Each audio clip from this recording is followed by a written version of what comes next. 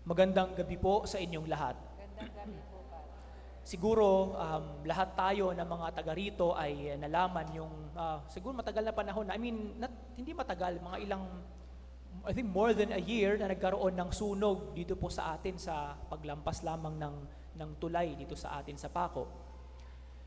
Natandaan ko yung kwento ng mga taga rito sa atin nung habang nasusunog daw. Sabi nila, pwede pa sana yun maapula kung nagtulong-tulong lang yung mga tao. Sabi kasi nila, nagkanya-kanya daw. Kanya-kanyang tulak ng motor, palabas. Ang iba naman daw, inuna pang mag-live video habang nasusunog. Anyway, sa sunog daw, tuwing may sunog daw, karamihan daw ng mga namamatay sa sunog, hindi dahil sa sunog mismo. Hindi dahil natusta sila, na nasunog sila, hindi. Karamihan daw ng namamatay, nasusuffocate sa makapal na usok bago pa sila masunog. Hindi makalabas ng bahay, nasusuffocate, hinihimatay dahil sa sobrang carbon dioxide na nasisinghot, hinihimatay, na unconscious yung tao at tuluyan siyang namamatay. Sabi nila, kapag may sunog daw, huwag tumayo dahil masisinghot mo ang usok mula sa mga nasusunog sa paligid. Ang dapat daw na ginagawa ay dadapa o gagapang dahil yung oxygen na pwede nating langhapin at hingahin ay nasa ilalim ng makapal na usok. So ang oxygen daw sa ilalim, nasa may lupa or sa kung saan man, at ang carbon dioxide ay nasa taas daw. Kaya pag tumayo ka, ang masisinghot mo ay yung usok. Pero kapag ikaw ay dumapa or gumapang, palabas ng kwarto mo, palabas ng bahay, mabubuhay ka. Mabubuhay ka. Yun daw ang kadalasan na nagiging problema, na kung saan maraming mga tao namamatay dahil una nagpapanik sila. At sa kanilang pagpapanik, tumatayo, tumatakbo, at hinihimatay dahil sobra ang kanilang nai-inhale na carbon dioxide. Ang mga alagad sa Ebanghelyong binasa, para sila yung mga tao na nasusunugan. Pero sa gitna ng sunog, imbis na lumabas, ay nagkulong sa kwarto dahil sa takot. Dahil sa takot.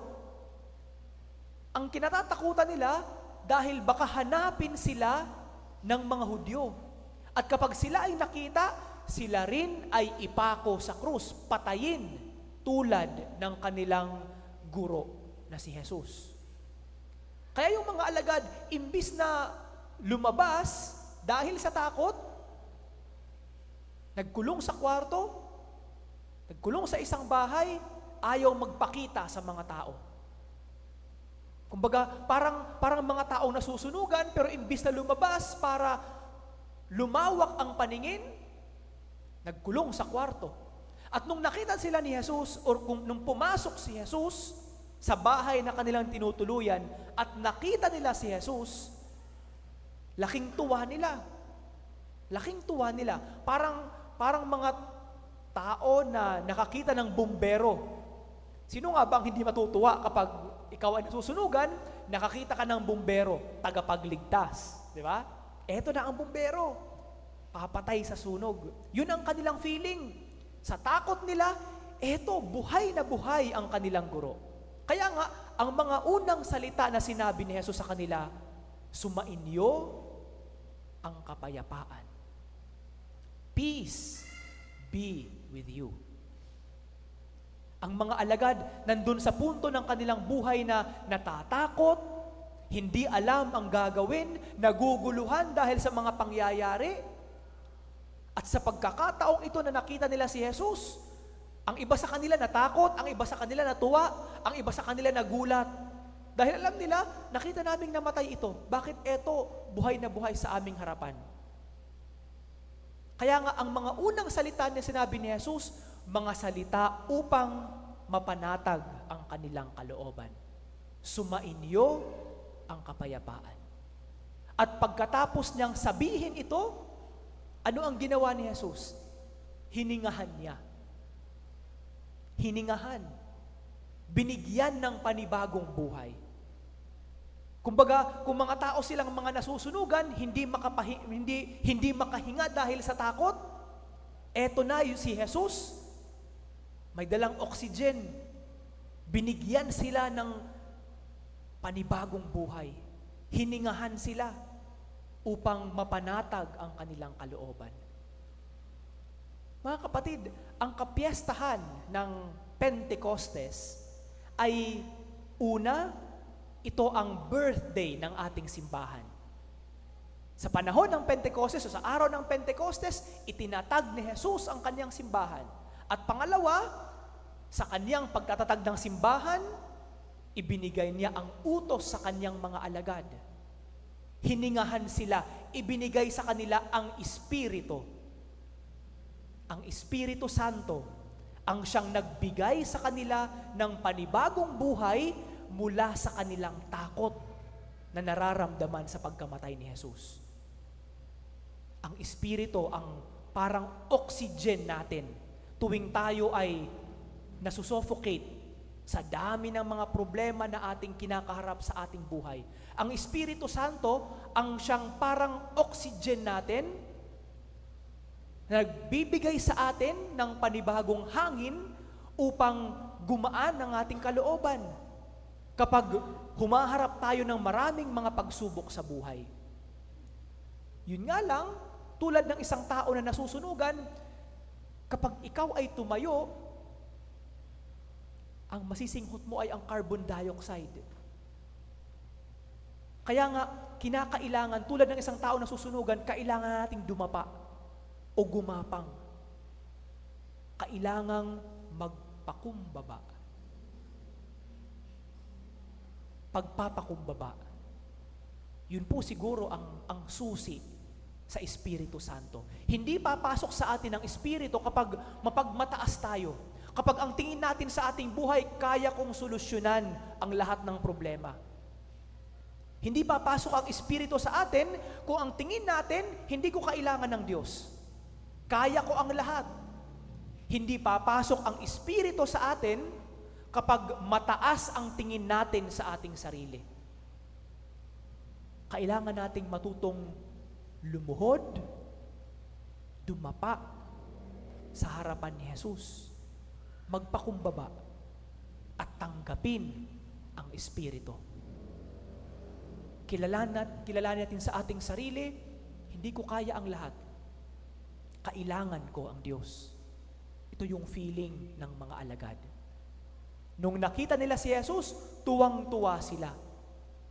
Tuwang-tuwa sila. Kaya nga, hiningahan sila ni Jesus, ibinigay sa kanila ang Espiritu Santo na siyang gagabay sa kanila sa lahat ng kanilang gagawin, paglabas nila sa bahay, pagpunta nila sa iba't ibang sulok ng daigdig. Sa kanilang pagpapalaganap ng salita ng Diyos. Ang Espiritu ang naging gabay nila. At yun din po ang gabay natin sa ating araw-araw na pamumuhay. Ang Espiritu na ibinigay ni Jesus sa mga alagad, ibinigay din sa atin sa sakramento ng binyag, sa sakramento ng kumpil, sa ating pagiging Kristiyano. Yun po ang kahulugan. Kung bakit tayo kinukumpilan, ibinibigay sa atin ng Espiritu. Ang banal na Espiritu ang siyang gagabay lagi sa atin, na sana pinakikinggan natin. Kahit nasa atin ang Espiritu, kung hindi tayo marunong makinig sa boses ng Diyos, wala ring gamit.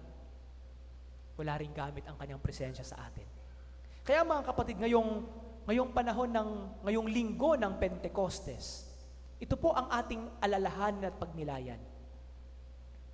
Sa bawat mga pagsubok sa aking buhay, ilang beses ko bang narinig ang boses ng Diyos na gumagabay sa akin sa pamamagitan ng banal na Espiritu?